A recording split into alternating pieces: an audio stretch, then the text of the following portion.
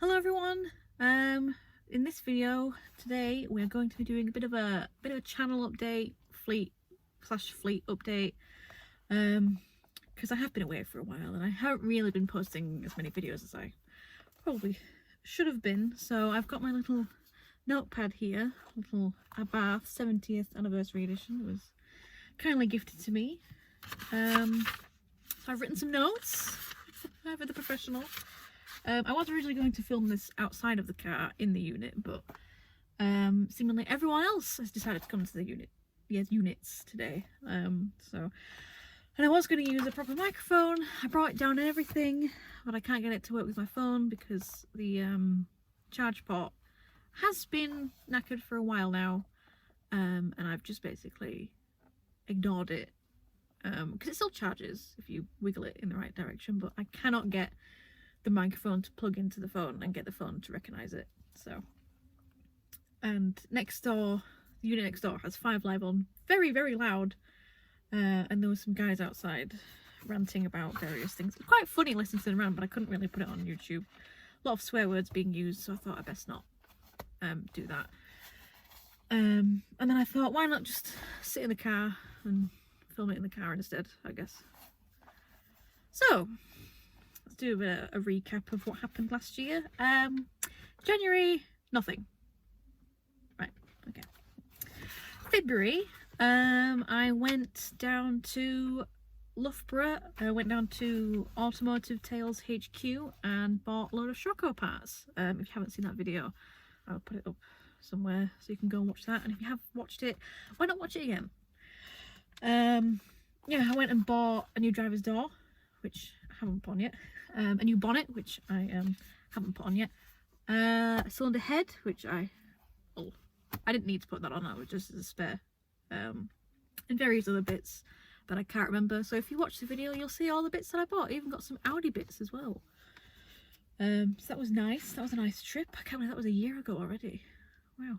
And at the end of February, I decided to service George the Audi. Thought, you know what, do a full service, filters, plugs, leads, rotor arm, dizzy cap, the full works. Because we were having some running issues. I thought, we'll just do a full service. You know, it's, won't do any harm. Yeah, everything was going fairly well. The HT leads didn't really fit properly, but the ones I took off didn't really fit properly either, so I don't know if that's just a Audi quirk, maybe. But at least they don't give you an electric shock when you touch them now.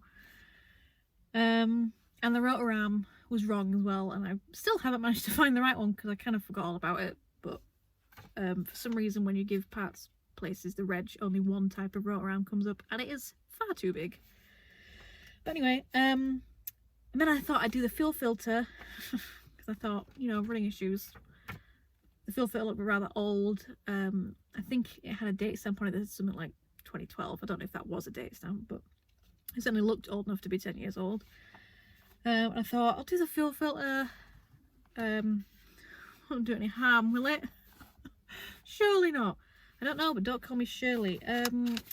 Yeah, so it's a metal canister type filter. I'm going to be doing a lot of hand movements here so you can visualize it. It's like a canister. It sits to the left when you look at the front of the engine. It sits just sort of by the strut top. And there's 2 pipes that go into it either side, held in with banjo bolts. And these banjo bolts were quite happy where they were. They did not want to come out. So me and my dad were fighting with it, and then eventually we got the banjo bolts off, but it also broke both fuel pipes in the process. One of them being a hard steel line that goes down the bulkhead back to the tank, and the other one is like a fancy braided hose that has all sorts of jaunty angles in it and goes to the fuel metering head. So yeah, that was great. Luckily Audi Tradition, which is like Audi's heritage type parts thing, stocks the new braided hose, which is all well and good except for the fact that they don't ship to the UK anymore because of this tiny thing called Brexit. Not sure if you've heard of it. So that was great, but luckily they do ship to other countries, and a man called Robert Brink very kindly on Twitter, I think he's Vase Green Volvo, I think is his username. Vase green. Why am I saying it weird? I'm probably saying it wrong. Like vase, like a flower vase. Anyway, he very kindly offered to buy the part for me and ship it to me. I'd given the money, obviously. And he was in the Netherlands, so that was that. Now, I was never good at geography at school. I didn't take it for GCSE or anything, but I am aware that the Netherlands is next to Germany, so I thought, oh, they're right next door to each other. Piece of cake. Yeah, except for the fact that it costs 30 euros to ship from Germany to the Netherlands, and then it costs like 20 quid to ship to the UK. That doesn't make any sense. And the pipe costs 70 euros, so I spent over £100 on this pipe, but hey ho. And then for the fuel line, I made a new one out of conifer pipe, a bit like a brake pipe but a lot thicker. So that was that. So yeah, so then in March was basically just waiting for the pipe to turn up from Germany via the Netherlands and making the new pipe out of conifer. So I did film that, but the footage is crap, and I hate trying to make videos out of crap footage. So I may make the video at some point, I may not, I don't know. So yeah, but then end of March, finally got the car, got the Audi back on the road. Everything was fine. All that was stuff. April, so I went to a few meets and shows, went to the Hub Nut Social at the Motorist. That was a very good day, actually. I had terrible toothache, but I still enjoyed myself. A few other little meets and shows and everything. And I uploaded a new video in April of the new wheels I put on the Scirocco. I didn't put them on in April, I put them on in August the previous year, but better late than never and all that. So if you've not watched that, you can go and watch that. Where I put the Renault Clio 16 valve wheels on. And now I finally just put up my old wheels for sale. Nobody's really interested, so if you want some Autostar minus 15 alloys, wrapped in pretty much brand new Toyo Proxys tyres, please give me a shout, because nobody else seems to be wanting them. And then May, I finally uploaded an introduction to George, so that was the first time George appeared on this channel, 11 months after purchasing. So if you've not watched that, you can go and watch that. I filmed that on the same day as the Hub Nut Social, actually. I was very sunburnt. And then June comes around and I bought this steering wheel. I'll put a better picture of it. It's a Zender Victor steering wheel. It's all white. I know you're thinking, Kate, you're a mechanic, what the hell is wrong with you? And it's like, well, I like to live dangerously, what can I say? I've wanted an aftermarket steering wheel for the Scirocco for a very long time, since I bought it actually, and I just could never really decide on which one I wanted. And I saw this one being sold by a guy on Instagram called Modern Retro Classic, I think, not to be confused with Classic Retro Modern, the magazine. He's based in Portugal and he sells all kinds of old wheels. And I saw it and I was like, God, that would look amazing in the Scirocco. But then I was like, would it though? Is an all white steering wheel too far? Is there such thing as going too far?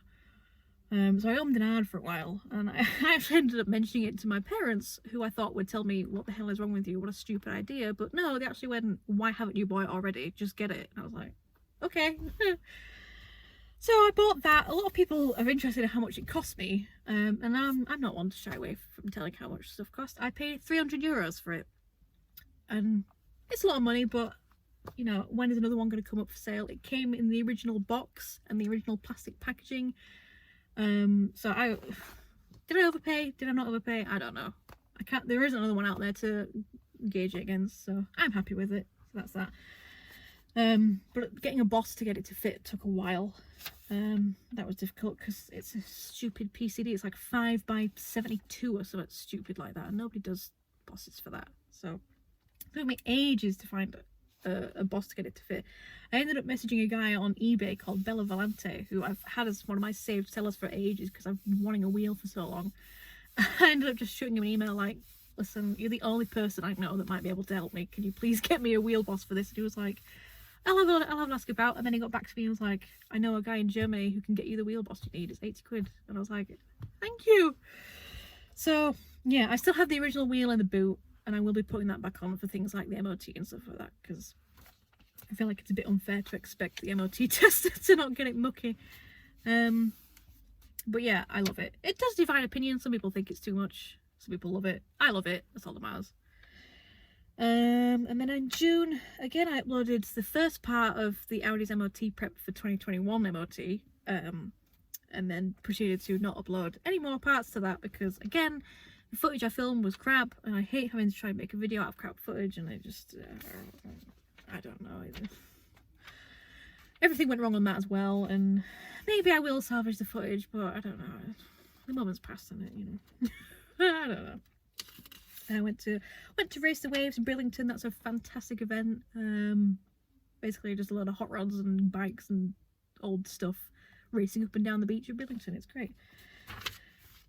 July, I got a stainless steel exhaust put on this Rocco. After having one declared on my insurance for about 2 or 3 years and then never having it done. Because I think I declared it, I put it on my insurance in 2020 because I was planning on getting the exhaust done, and then obviously COVID happened and I just forgot all about it. So I finally got a stainless exhaust put on. I will put the video in of the sound of it now.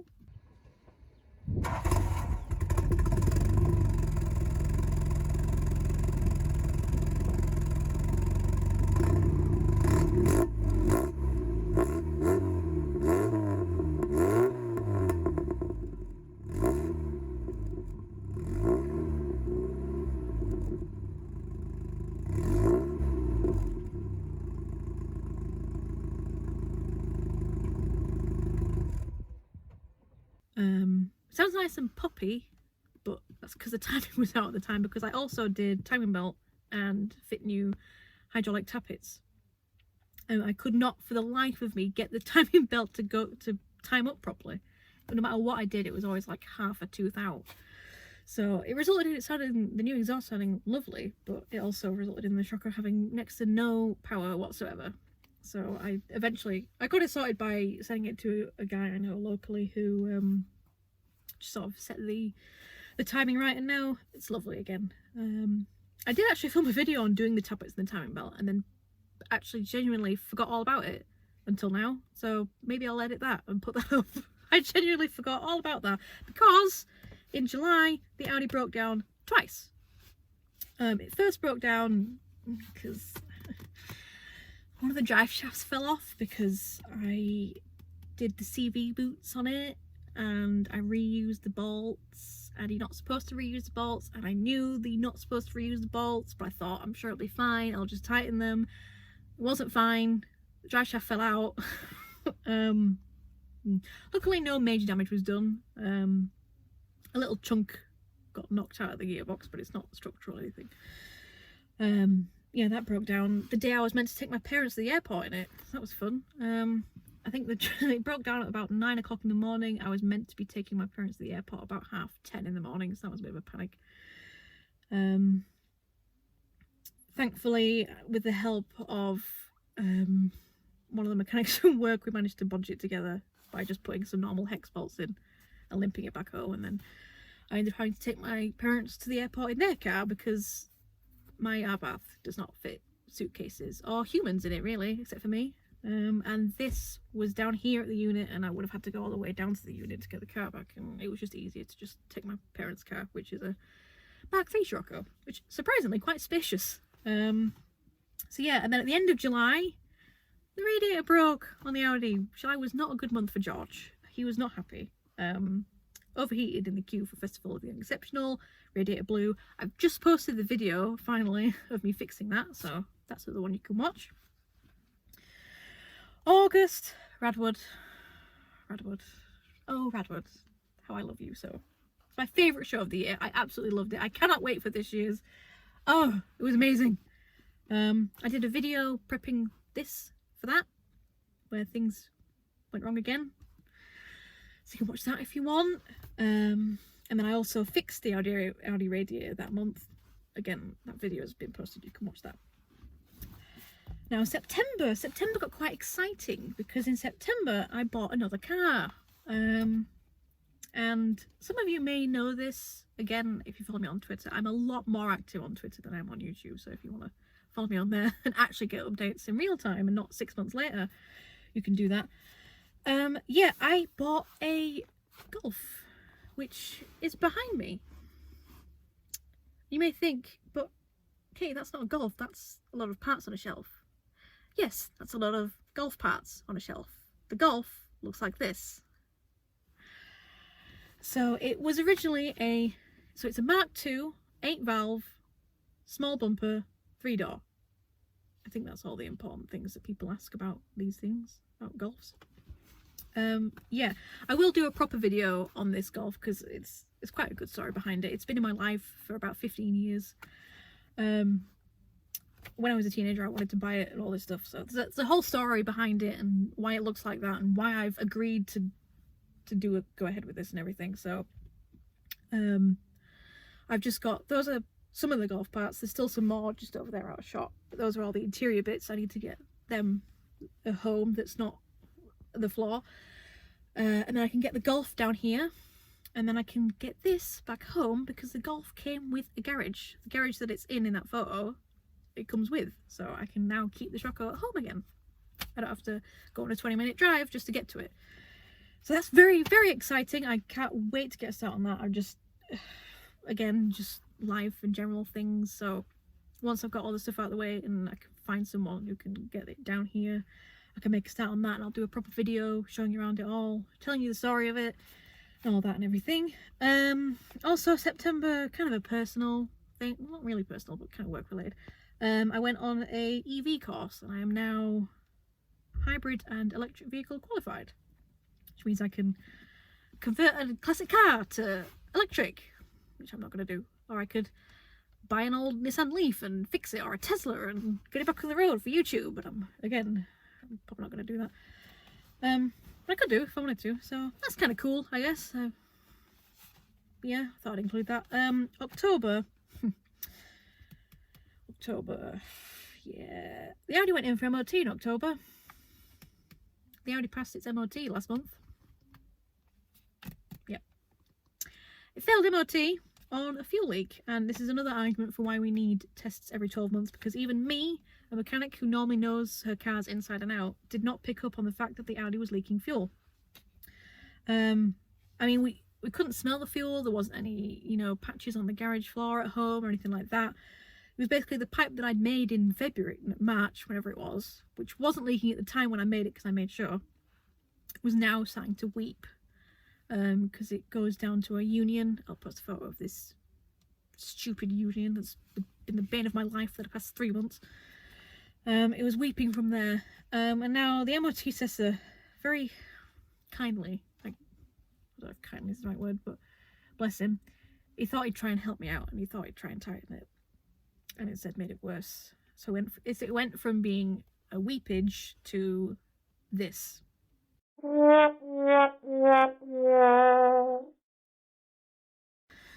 So yeah, not ideal really. You kind of want that to stay in the car, and this was in the midst of all the fuel being sky high prices as well, so that was a nightmare. So yeah, but that was the end of October, and then November was just full for me, for just personal things. I ended up being very social for some reason. I went on holiday, I met up with friends from school, I met up with friends from Twitter, it was all the things going on. So I didn't really have any free weekends in November. But on the topic of November, I did appear on a live stream. Kitch, aka UPnDOWN, on YouTube, did a 24-hour live stream for charity. Absolute madman. And I appeared on it from my apartment in Gran Canaria. So I will link that up as well. That was great fun. I really enjoyed my time on there. I just talked crap for an hour basically. It says I'm doing another one this year. It's braver than me, but I'm up for guest appearing on there again. Probably not from Gran Canaria this time, but you never know. I missed the internet speeds in that hotel room. Oh, 500 megabits. I never get that at home. Oh, anyway. December was basically just me trying to get the Audi back on the road. For some reason, no matter how many new pipes I made, I could not get them to seal. I don't know why. I wasted money on flaring tools. I spent 100 odd quid on this fancy hydraulic one that was meant to do it on the car, but when I got it, it was wrong. It wasn't a flaring tool, it was a expander. It didn't flare them, it's expanded, and oh god. And then I bought some adapters for a tool I already had at work. Tried that. That didn't work. So in the end, what actually helped, I ditched the conifer pipe because it was just too rock hard for me to use. I just could not get it to flare properly because it didn't really flare properly the first time. And what happened was it ended up cracking right where the flare is. And that's where the weepage came from. So I was like, I'm not going to use the conifer because I'm guessing it was that solid. It didn't really have enough flex in it, and vibrations from the car and the road and everything must have just caused the crack. So I went for just copper pipe. Now I know everyone's like, you can't use copper pipe anymore because it spontaneously combusts, or whatever people say. I don't know. People have used copper pipe for years. Conifer's just this new fancy thing that people are just hyped up over. Copper's fine. It's fine. So I got some copper pipe. Couldn't get that to seal either. And I thought, oh, for God's sake, what's going on here? Eventually, I ended up using a 20 quid Halford's flaring tool that I had the whole time. And that's the only thing that could give me the completely flat flare that I needed. Everything else was giving me like a mushroom flare. I'll put some photos in of the flares that I was getting. Everything was giving me like a mushroom flare, and I was hoping with it being copper, once I put it together, it would crush and form a tight seal, but it wasn't. So in the end, I had to use the Halford's flaring tool that then gave me a flat flare. I don't think I took a photo of that. It was basically, you've got the union and it was flat instead of curved. And then eventually it sealed. So after all that, I was spending all that money on tools and pipes and everything. All I needed was the 20 quid cheap Halford's flaring kit I already had. So lesson learned, don't try and do it properly, just use cheap Halford's tools. So yeah, and then in January of this year, kind of exciting, I appeared in Practical Classics magazine, which some of you may have found me from there. So Practical Classics and Lancaster Insurance are doing this, I guess you'd call it an initiative, that's what they're calling it, so I'm going to call it that, called Bright Young Spark, which highlights young people in the classic car community, even though it's for people aged between 16 and 25, and I'm 25, so I'm right on the cusp of this, and it's made me sort of realise that I'm not young anymore. I'm about to just be a normal adult, and that's terrifying. Anyway, Sarah Crabtree, who you might know from Bangers and Cash, very kindly nominated me for that, and I was picked as January's winner, so thank you very much. That was exciting. I'll put the picture up of the mag feature. A guy came down and took photos of me in the Scirocco. It was very, very nice. I keep asking for the photos that they took of me, and they haven't sent me them. I don't want to nag, so I'm going to stop asking, but if you're watching, can I have them, please? Please. So yeah, that was great. Fun. Nice. I won, one of the prizes was £250 voucher of my choice, so I went for a Machine Mart voucher and bought these shelves. Thank you very much. So yeah, that was pretty cool. My first mag feature. And then that's it really. Oh yeah, and the Audi was back on the road. The Audi passed MOT and now he is back on the road. George is back. Yesterday he went shopping with our mum and dad because it's just easier, because he's already full of dings and dents, so just take him shopping, and if anybody crashes a trolley into it or opens the door, it don't matter. I also use him to haul this shelving. My dad uses him to go to work sometimes, so he is back. We've not done any major mileage in him yet, so I'm still a bit wary, but for now he seems to be back. Rest of 2023 plans and rest for the fleet and the channel. Get the golf down here, that's the main thing. Get the golf down here, get the golf started. Hopefully, well, not hopefully, I will be posting videos on the golf. We're gonna have a big project. We're gonna have loads of episodes of me doing my first ever restoration, so I've never done it before, so you'll be learning with me. I'm gonna learn to weld and do all these things, and hopefully not do whatever I did to the back of this. If you saw the RADwood video, we don't talk about that. That never happened. You hallucinated that. That was AI generated. That wasn't me. So yeah, the golf is the most exciting thing. I cannot wait to get onto that because it's just fun, innit? Because I've always wanted to restore this car, but I've always been scared of having it off the road and stuff like that. Whereas with the golf, I've got nothing to lose. But yeah, I'll delve more into that on the specific golf video. Second project arrival, perhaps. Maybe I'll have something else to come down as well. Maybe. If you know, you know. If you know, you know, don't. Just put it in the comments, please. More videos. I'm gonna do more videos. I keep saying that. I did do quite a few videos last year, actually. Just doing this made me realise, actually, I posted quite a few. And some more exciting things should be happening this year that I can't go into yet. I love having secrets. Ooh, it feels so special. Like, oh yeah, I've got a secret project coming up. I'm a proper YouTuber. So yeah, that's it basically. 2023 is shaping up to be quite exciting. Various other things.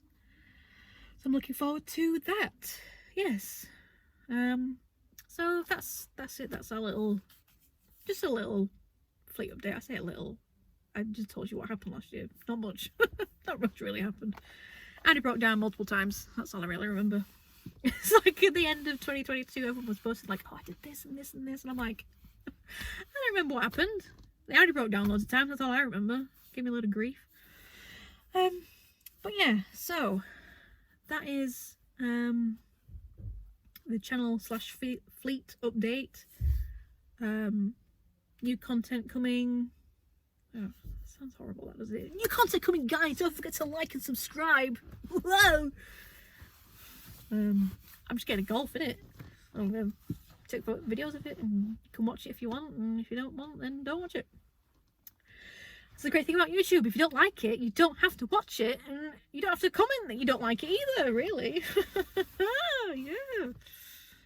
To be fair, I haven't really got any hate comments yet. I can't wait till I start getting them, though. I can't wait to get trolls. And I feel like I've made it. But yeah, I'm just waffling on now, as per usual. Exciting things, golf coming, and other things that I can't talk about yet. That makes me feel like a proper YouTuber. Like, I've got projects coming up. So yeah, if you want to see the golf and all the other bits that I'm up to, and the perhaps second project coming, but I can't tell you what it is yet, even though some of you already know, and I have spoken about it before. But yeah, so subscribe please for more of that. I don't really tend to set number goals really, but I would like to hit 1,000 subscribers this year. That's the only thing. That's the only thing. I'm not bothered about anything else. I'm not really bothered about that, but it would be nice to hit 1,000 subscribers this year. We're at 800 and something now, so I think we should be able to do it. I'm still a long way off being monetized, so I'm not gonna dream of that. It's gonna be a long time before I can reach those requirements, because YouTube keep changing the goalposts to become a YouTube partner and make money. So I am way off now, and that's a pipe dream. Because people are like, oh, how much money do you make? And I'm like, diddly squat. I think one of the managers at work was like, you're not going to leave us now, you're making money, are you? I'm like, who said I was making money? Like, no. So yeah, subscribe for more golf stuff and other exciting things. And like, share, comment, all that other stuff. And soon we will have some exciting stuff. So yeah, thanks for watching. Thanks if you've been a long time subscriber. Thank you for supporting me, even though I'm a rubbish YouTuber. If you're new here, I'm gonna try harder, so please stick around. And yeah, so I guess that's it. I'm really bad at ending videos. Yeah, I guess. See ya.